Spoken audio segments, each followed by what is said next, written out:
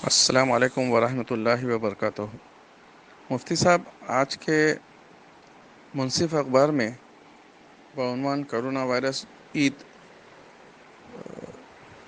کے ساتھ ایک جناب حقانی صاحب کا ایک آرٹیکل چھپا ہے، جس میں وہ کرونا وائرس کو لیتے ہوئے تمام کافی حالات کا جائزہ لیتے ہوئے اچانک اولیاء کرام کے آستانوں کو بند کروانے کے تعلق سے، اولیاء کرام اور آستانوں سے لوگ حاجتیں اپنی مشکلیں پورا کروانے کے تعلق سے کافی حملہ کیے ہیں۔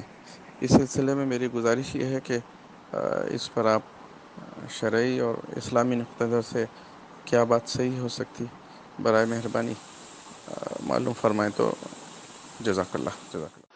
نحمده ونصلي ونسلم على حبيبه الكريم الأمين العزيز الرؤوف الرحيم وعلى آله وأصحابه الأفضلين الأكرمين أجمعين، أما بعد، فأعوذ بالله من الشيطان الرجيم، بسم الله الرحمن الرحيم، اهدنا الصراط المستقيم، صدق الله العظيم۔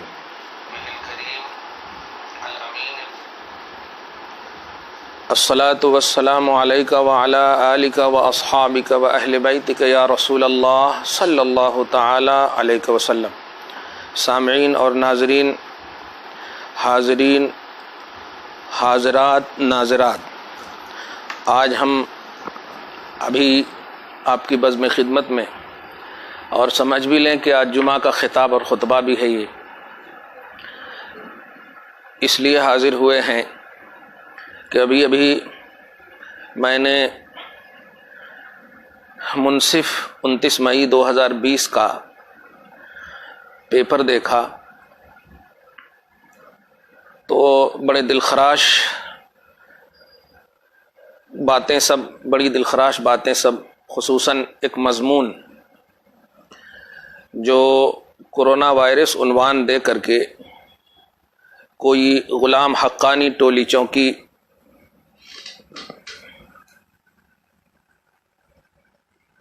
آپ بھی دیکھ لیں، اس کو اچھے سے دکھ رہا ہے،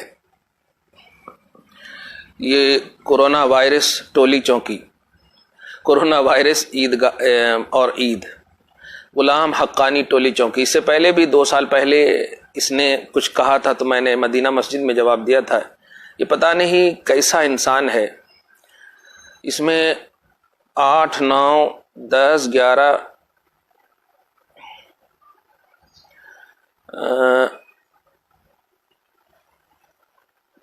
تجاویز کے طور پر یا کالم کر کے نمبر 8 میں بہت ہی دلخراش باتیں پیش کی ہیں۔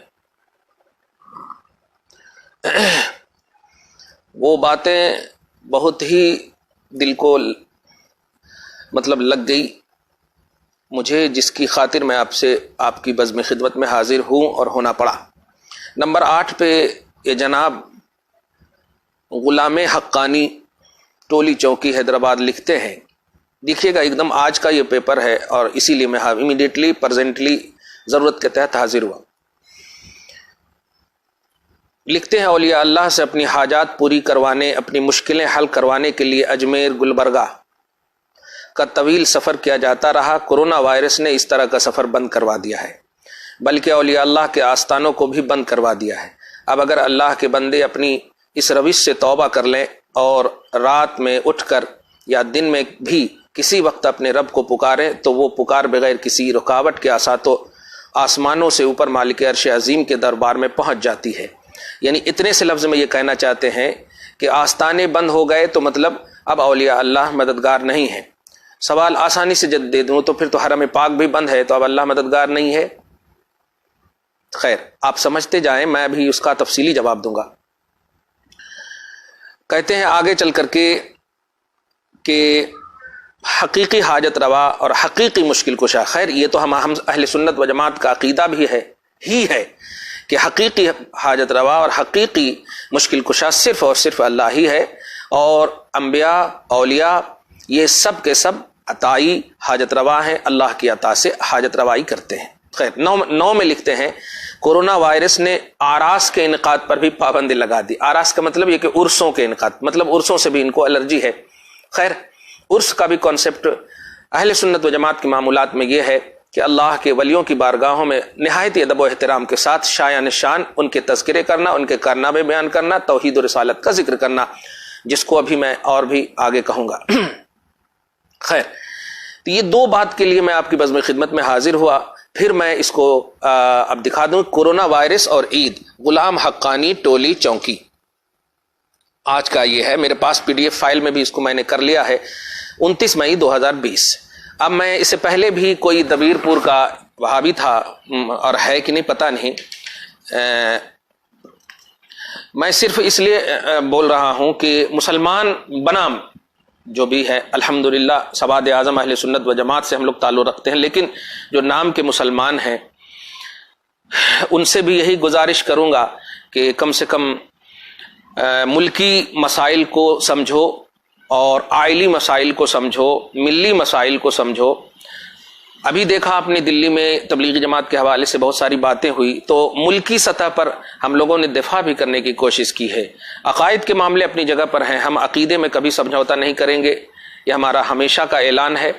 ہم نمائندگی کرتے ہوئے اہل سنت و جماعت کی طرف سے یہ اعلان کرتے ہیں کہ اہل سنت و جماعت کے عقائد اور معاملات قرآن اور حدیث سے مترشح ہیں الحمدللہ، اس لیے اس معاملے میں ہم کسی بھی جماعت سے کمپرومائز نہیں کرتے، لیکن کلمہ گو کی حیثیت سے ہم ان سے یہی کہیں گے کہ اس وقت یہ تحریر لکھنا نہایت ہی مضر اور مضرت رساں ہے، کیونکہ میں نے کئی ظالم حکمرانی کی ترجمانی کرنے والے پروقتوں سے یہ باتیں سنی ہے کہ حرم بھی تو بند ہو گیا، مکہ بھی تو بند ہو گیا، اس طرح کی باتیں کر کے استغفر اللہ معاذ اللہ۔ ابھی ہم لوگوں کی سب سے بڑی خواہش اور دلی تمنا یہی ہونی چاہیے کہ کس بہانے سے بھی اللہ پاک ہم سے راضی ہو جائے، اور اس سے بڑی بات کیا ہوگی کہ راضی ہوئے بندوں کے وسیلے سے اگر ہم پہنچے اللہ کی بارگاہ میں کہ اللہ نبیین، صدیقین، شہداء انعام یافتہ بندے ہیں، صالحین انعام یافتہ بندے ہیں، یہ انعام ان پر تو نے انعام کر دیا، ان کے صدق و طفیل میں ہم پر بھی انعام فرما، اس طرح سے ہونا چاہیے۔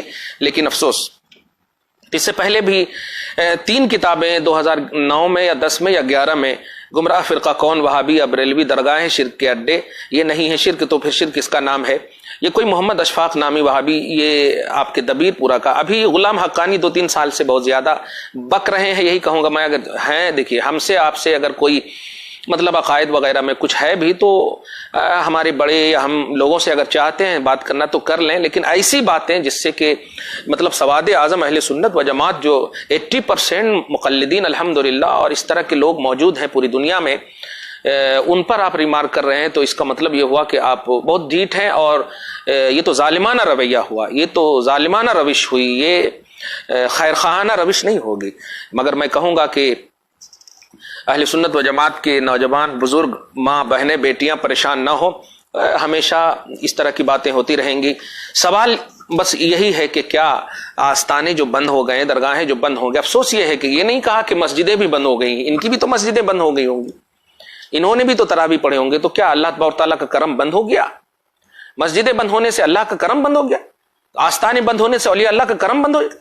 جب حقیقی کا لفظ آپ خود استعمال کر رہے ہو تو اس کا مطلب یہ ہوا، جاؤ پر، حقیقی کا لفظ استعمال کر رہے ہو تو اس کا صاف مطلب یہ ہوا کہ آپ عطائی کا عقیدہ رکھتے ہو۔ حقیقی مجازی ہی کے تو مطلب تصور میں بولا جاتا ہے، حقیقت اور مجاز، اور ہم یہی کہتے ہیں کہ اللہ تعالی عطا جو کرتا ہے وہ حقیقت ہے، اور انبیاء اولیاء جو عطا کرتے ہیں وہ مجاز ہیں، یہی تو عقیدہ ہے۔ تو آپ خود، آپ کے جملے میں خود یہ بتایا جا رہا ہے، تو اہل سنت و جماعت کی ترجمانی ہے، پھر دشمنی کیوں انبیاء سے، اولیاء سے؟ اس طرح کی باتیں کر کے آپ نے جو دل خراشی کی ہے اسے لاک ڈاؤن میں، یہ بہت ہی غلط ہے۔ غلام حقانی نہیں ہو سکتے آپ، یہ میں شیطانی روش ہے۔ میں ہدایت کی دعا کرتا ہوں، ساتھ ہی ساتھ اس کو واپس لینے کے لیے، اور اس کے حوالے سے اس طرح سے آپ اگر لکھنا بھی چاہیں کہ بے شک اللہ سبحانہ سے ہی مدد مانگا جائے، اور اللہ سبحانہ ہی سے مدد مانگا جائے، اور انبیاء اور اولیاء جو انعام یافتہ بندے ہیں ان کے وسیلے سے مدد مانگا جائے، کیونکہ دیکھیے وسیلے کا تعلق جو ہے یہ بالکل قرآنی ہے، اور آستانوں سے جڑنے کا جو تعلق ہے یہ قرآنی ہے، یہ مطلب یہ کہ ہمارا نہیں ہے۔ آپ کو میں سرسری اعتبار سے چند آیتیں بتاؤں۔ سورہ مائدہ آیت نمبر 35 میں اللہ پاک فرماتا ہے یا ایھا الذین آمنوا اتقوا اللہ وابتغوا الیہ الوسیلہ، لفظ وسیلہ ہی ہے، ایمان والو ڈرو اللہ سے اور اللہ تک پہنچنے کے لیے وسیلہ ڈھونڈو. لفظ وسیلہ ہی ہے اللہ تک پہنچنے کے لیے, یعنی اللہ وسیلہ ڈھونڈو نہیں, اللہ تک پہنچنے کے لیے. اگر آپ کہتے ہیں کہ اعمال ہے اور ٹھیک ہے اعمال, تو جب آپ کا عمل وسیلہ بن سکتا ہے تو انبیاء کی ذات وسیلہ کیوں نہیں بن سکتی؟ آپ تو اللہ نہیں ہے, آپ کا عمل بھی تو اللہ نہیں ہے, تو انبیاء, صدیقین, شہداء, صالحین تو آپ سے بہرحال افضل ہیں, وہ کیوں نہیں بن سکتے؟ خیر, اسی لیے تفسیر رازی, تفسیر ابن کثیر, یہ میری کتاب ہے وسیلہ اور وسیلہ, اسی کے حوالے سے وسیلہ لینا توحید ہے یا شرک ہے, یہ بڑی اہم کتاب ہے, آپ چاہیں تو یہ لے سکتے ہیں الحمدللہ. یہ تقریباً 64 پیج کی کتابیں ہیں. خیر, تو یہ آیت نمبر 35 سورہ مائدہ میں اسی طرح آپ اس پر پوری تفصیل ہے, میں آیت صرف بتا. سورہ نساء آیت نمبر 64 میں بھی اللہ پاک نے در رسول سے جڑنے کا حکم دیا, کہا کہ گناہگاروں بارگاہ رسالت میں حاضر ہو کر مجھ سے مدد مانگو, وَفَاسْتَغْفِرُوا اللَّهَ, اللہ سے مغفرت طلب کرو, اور رسول ان کے لیے مغفرت مانگے, سفارش مانگے, تو اللہ تعالیٰ توبہ قبول فرمائے. توبہ کرنے آپ کہہ رہے ہیں نا, تو توبہ کی قبولیت کو مشروط رکھا ہے در رسول پہ حاضری کے ساتھ. سورہ نساء آیت نمبر 64 میں اس کی بھی تفسیر آپ دیکھ لیں اپنے حساب سے, یہ منسوخ نہیں محکم آیت ہے. خیر, ابن کثیر نے بھی اس کو محکم ہی مانا ہے. آپ اسی طرح ایک اور دو آیت دیکھ لیا آپ نے, تیسری آیت آپ دیکھیں سورہ بنی اسرائیل آیت نمبر 57 میں بھی وسیلہ کا تذکرہ ہے. اور اسی طرح آپ کو میں چند آیتیں, سورہ بقرہ آیت نمبر 89 میں بھی بتائیے, افسوس یہ ہوتا, دیکھیے یہاں پر گزشتہ امتوں کا حضور صلی اللہ علیہ وسلم, یعنی حضور ابھی تشریف نہیں لائے اور وسیلہ لیا جاتا تھا. سورہ بقرہ آیت نمبر 89 میں کہ کانت الیہود تستنصر بمحمد علی المشرک العرب, یہ تفسیر ابن کثیر کی عبارت ہے کہ یہودی مشرکین عرب پر محمد کے وسیلے سے فتح و نصرت طلب کرتے تھے. ابن کثیر نے عبداللہ ابن عباس کی روایت بھی ایک لمبی نقل کی ہے. بہرحال اسی طرح اس آیت کی تفسیر میں ایک نہیں 17 تقریباً 18 19 20 21 تفسیریں میں نے, اور حدیث کی کتابوں میں 5 مطلب بیدائے نہایہ وغیرہ سب کے حوالے سے پیش کیا ہے. تو یہ 3 آیتیں. اور اسی طرح آپ دیکھیں کہ حضرت یوسف علیہ السلام کے باب میں سورہ یوسف آیت نمبر 93 میں کہ اذهبوا بقمیصی ھذا فالقوا علی وجه ابی یأتی بصیرا, میری یہ قمیص لے جاؤ اور اسے میرے باپ حضرت یعقوب کے چہرے پر ڈال دینا, وہ بینا ہو جائیں گے, قمیص سے بینا ہو جائیں گے. کمال ہے, قمیص اللہ ہے نہیں ہے, تو معلوم ہے نبی, صدیقین, شہداء اور صالحین سے ریلیٹڈ چیزیں جب شفا دے سکتی ہیں, مدد کر سکتی ہیں, ذات کا معاملہ کیا ہوگا؟ ذات تو بہرحال ذات ہے, قمیص تو تابع ذات ہے نا, تو تابع کا یہ عالم ہے, تو مطبوع کا کیا عالم ہوگا؟ خیر, اسی طرح مطلب یہ کہ سورہ انفال آیت نمبر 33 میں اللہ پاک فرماتا ما کان اللہ لیعذبہم وانت فیہم, اس آیت پر خصوصاً غور کریں. اللہ کا یہ کام نہیں کہ انہیں عذاب دے اس حال میں کہ آپ صلی اللہ علیہ وسلم میں تشریف فرماؤ, ذات مصطفیٰ وسیلہ ہے. دیکھیں آپ اسی طرح سورہ بنی اسرائیل آیت نمبر 79 میں عسیٰ یبعثک ربک مقام محمودا, قریب ہے کہ آپ کا رب آپ کو مقام محمود پر فائز کرے گا. کیا ہے یہ سب آیتیں کیا ہیں؟ ایسے ہی آپ ایزی ایک دم لے لیتے ہیں انبیاء, اور بس ایک دم صرف آپ کو اللہ اللہ اللہ اللہ, یہ اللہ لفظ اللہ کی بھی حقیقت آپ نہیں جانتے ہو اگر نبی کو ہٹا دو سامنے سے. تو نبی, صدیقین, شہداء اور صالحین, یہ جو قرآن پاک کا کانسیپٹ ہے سورہ نساء کے آیت نمبر 69 میں, یہ غلط کانسیپٹ ہے. جو آپ کہہ رہے ہیں کہ آستانوں سے دور ہونے کی بات کر رہے ہیں, یہ غلط ہے. غلام حقانی صاحب ٹولی چوکی والے, آپ اس کو اصلاح کر لیں, اور اس کو میری مطلب ہٹ دھرمی نہ کہیں, میں نے قرآن پاک پیش کیا ہے. اسی طرح آپ دیکھیں آستانے سے جو جڑنے کا جو عقیدہ دیا ہے قرآن پاک میں, سورہ آل عمران آیت نمبر 38 میں اللہ پاک فرما ہنالک دعا زکریا ربہ, بیت المقدس کے محراب میں دروازے بند کر کے پکارا, دعا کی زکریا نے اپنے رب کو. میں پوچھتا ہوں کہ محراب ہی کے سامنے کیوں کیا؟ اور یہ نبی ہیں, مریم کے نماز پڑھنے کی جگہ ہے نا, مریم تو نبی نہیں, نبیہ نہیں ہے نا, کیونکہ عورت تو نبی نہیں ہو. تو آستانے دیکھیں, ولیوں کے آستانے, چھوٹے بڑے ہر ایک کے لیے مقام قبولیت دعا ہے, مرکز قبولیت دعا ہے. یہ قرآن کا کانسیپٹ ہے. خیر, اسی طرح سورہ مائدہ آیت نمبر 118 میں اللہ پاک نے مطلب فرمایا ان تعذبہم فانہم عبادک.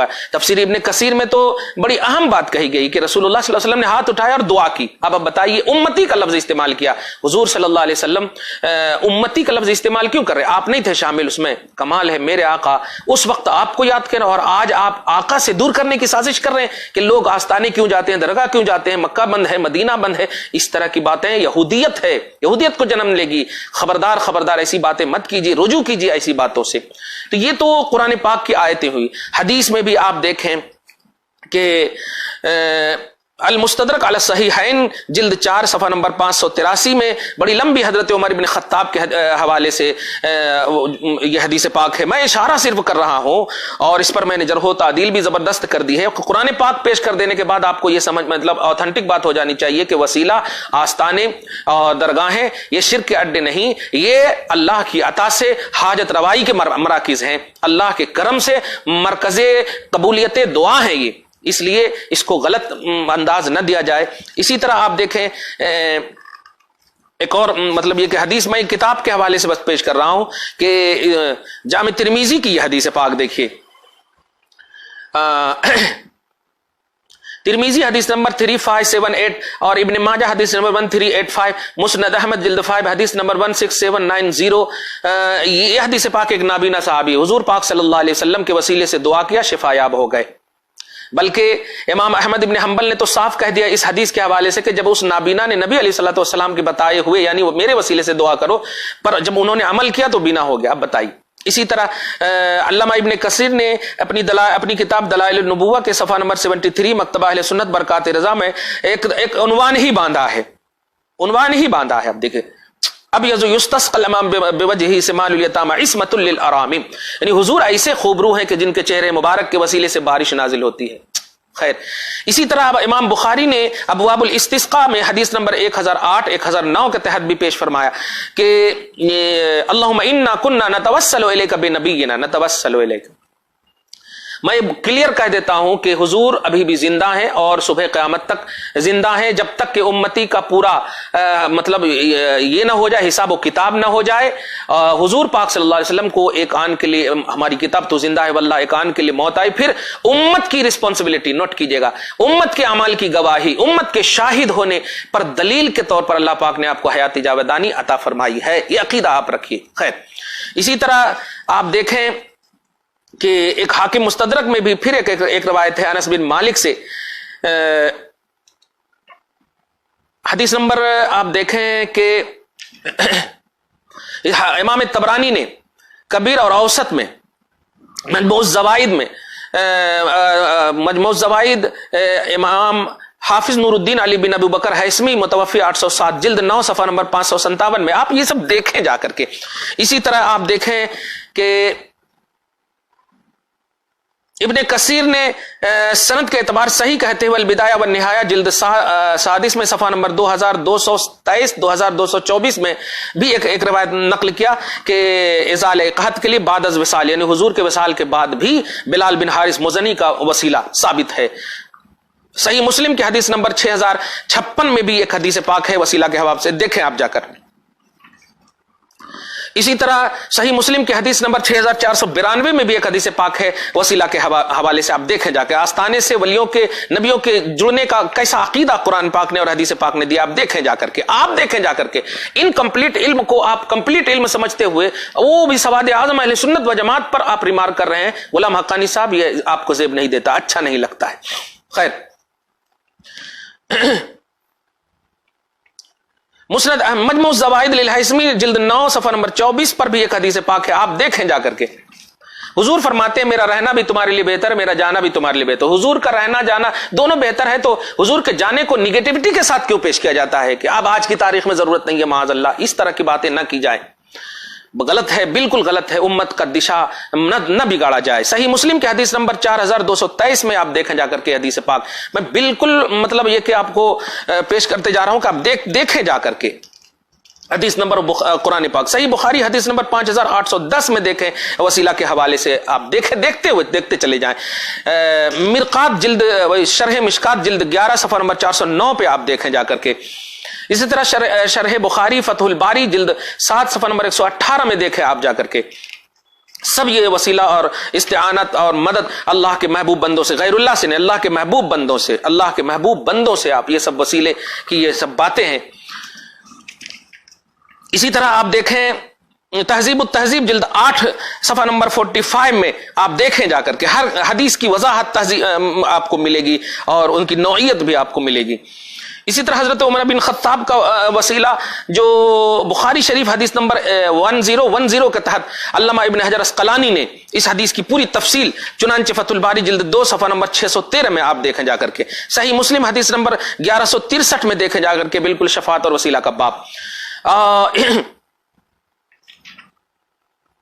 امام محمد بن یوسف صالحی شامی متوفی 942 نے اپنی کتاب سبل الہدی والرشاد جلد اول صفحہ نمبر 86 پر آپ دیکھیں جا کر کے، اسی طرح مسند احمد جلد 3 صفحہ نمبر 165 میں آپ دیکھیں جا کر کے کہ مردے قبر میں کیسے سنتے ہیں، مردے مطلب اللہ کے نیک بندے، محبوب بندے۔ خیر یہ سب تو حوالے تھے جس سے آپ کا الحمدللہ کلیئر ہو گیا ہوگا، مگر یہ جو آج انہوں نے پیش کیا ہے، میں اہل سنت و جماعت خصوصاً دکن اور پوری عالم انسان مطلب اہل سنت و جماعت کے ہر ایک فرد سے یہی گزارش کروں گا کہ آپ ایسی سب تحریروں پر پریشان نہ ہو۔ الحمدللہ آپ کے پاس پہلے ہی سے اس کا جواب دیا جا چکا ہے، یعنی درگاہیں شرک کے اڈے نہیں ہیں، اولیاء اللہ، انبیاء اور رسول اور اولیاء اللہ یہ سب اللہ کے محبوب بندے ہیں، اور اللہ اگر محبوب بندوں کے وسیلے سے ہماری دعا قبول نہیں کرے گا تو خدا کی قسم ہماری دعا قبول نہیں کرے گا۔ کلیئر کہہ رہا ہوں، کیوں؟ اس لیے کہ اللہ پاک نے سورہ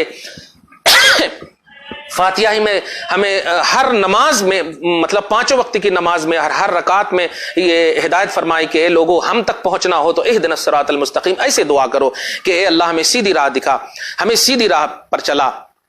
اب آگے کہہ رہا صراط الذین انعمت علیہم، قرآن کی نہیں کہا، اللہ کی نہیں کہا، مطلب میری راہ نہیں کہا، بلکہ ان لوگوں کی راہ پر چلا جن پر تو نے انعام کیا۔ سورہ نساء نمبر 69 میں نبیوں، صدیقوں اور شہداء، انعم اللہ علیہم من النبیین والصدیقین والشہداء والصالحین، یہ 4 کیٹیگری نبی، صدیق، شہداء اور صالحین یہ کون ہیں؟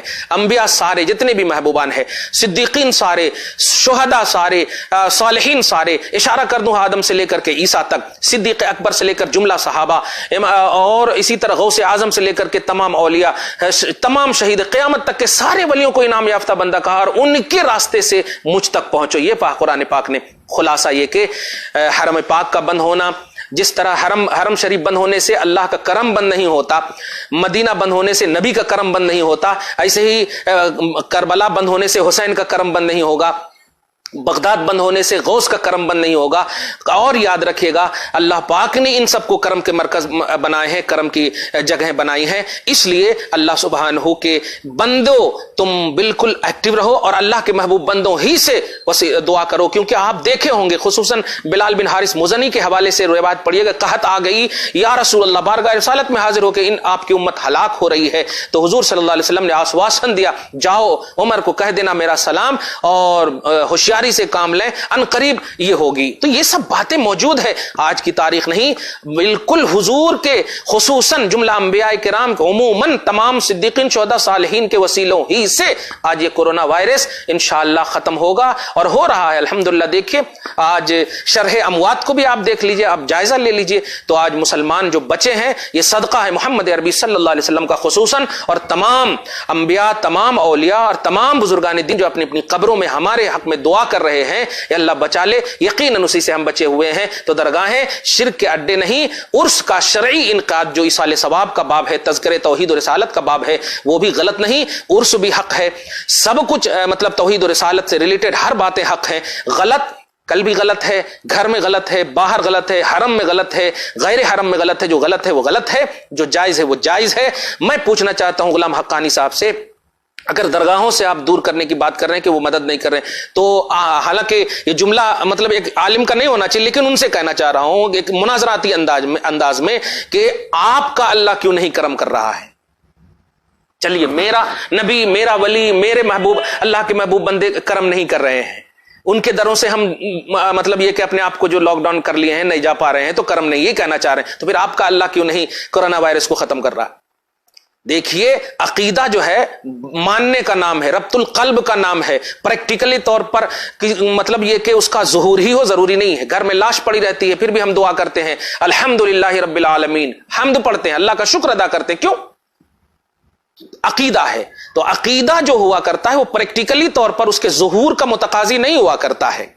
ہم عقیدہ رکھتے ہیں کہ اللہ مددگار حقیقی ہے اور انبیاء اولیاء یہ مددگار مجازی ہے، اللہ کی عطا سے ہے۔ میں سمجھتا ہوں کہ سارا معاملہ کلیئر ہو گیا ہوگا۔ آج 29 مئی 2020 میں غلام حقانی کے حوالے سے منصف پیپر پر پیج نمبر 4 پر مینار نور اور کورونا وائرس اور عید کے عنوان سے جو 8ویں مطلب ایڈوائز میں انہوں نے جو لکھا تھا اس کا کلیئر ہو گیا ہوگا، صاف ہو گیا ہوگا۔ امید کرتا ہوں کہ اس کے بعد وہ رجوع کر لیں گے اور ہم سب مل کر کے ایک اللہ کو تمام محبوبان الہ کے وسیلے سے جو ہم مانے ہیں، ہم ڈائریکٹلی نہیں مانے ہیں۔ قرآن پاک سورہ الشورى میں آیت نمبر 51 یا 53 میں فرماتا ما کان لبشر ان یکلمہ اللہ، بشر کی یہ شان ہی نہیں کہ وہ اللہ سے ڈائریکٹ بات کرے۔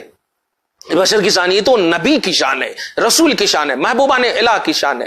خیر، تو اللہ پاک کے بندو ایک جٹ ہو جاؤ اور تمام محبوبوں کے وسیلے سے دعا کرو، انشاءاللہ یہ کورونا وائرس کی وبا ختم ہوگی۔